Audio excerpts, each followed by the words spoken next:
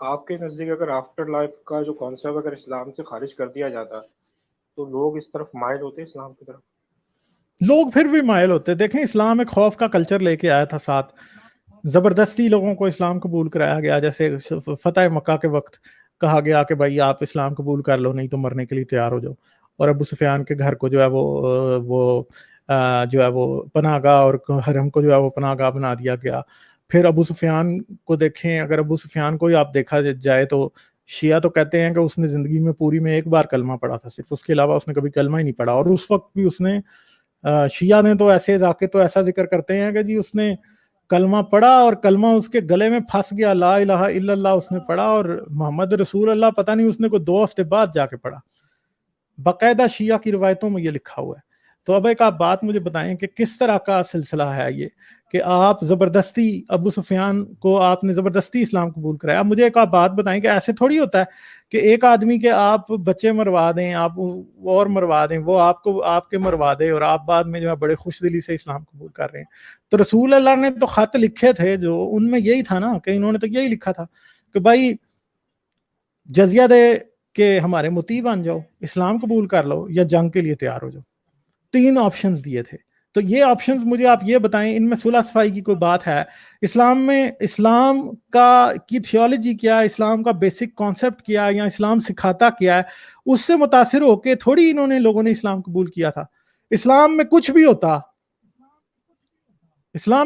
ہوتا تو لوگ قبول کر لیتے, کیونکہ مسئلہ یہ ہے کہ جب آپ نے یہ 3 آپشنز دی ہیں, آپ نے ان سے ساتھ تھیولوجی تو ڈسکس ہی نہیں کی, آپ نے ان کے ساتھ کوئی بات چیت تو کی نہیں, آپ نے دین کی تبلیغ تو کی نہیں ہے, آپ نے تو ایک دھمکی دی ہے نا.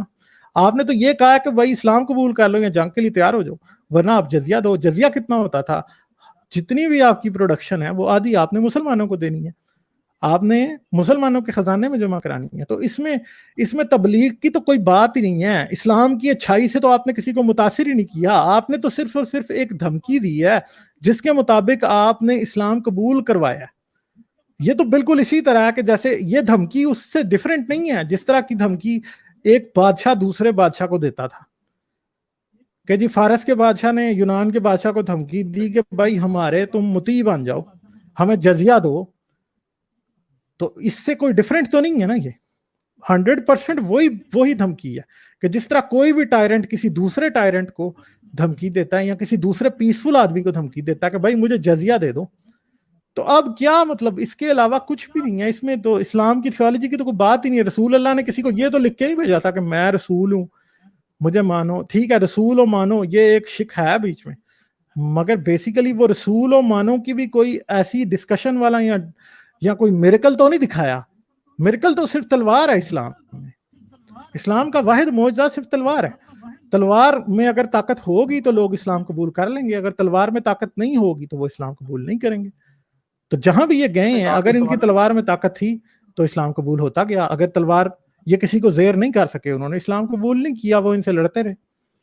اگر آپ میری ویڈیوز کو پسند کرتے ہیں تو سبسکرائب کریں اور گھنٹی کا بٹن دبانا نہ بھولیں, اور مجھے پیٹریون پر سپورٹ کریں. پیٹریون پر آپ کی مدد میرے لیے میرے اس کام کو جاری رکھنے میں انتہائی مددگار ثابت ہوگی.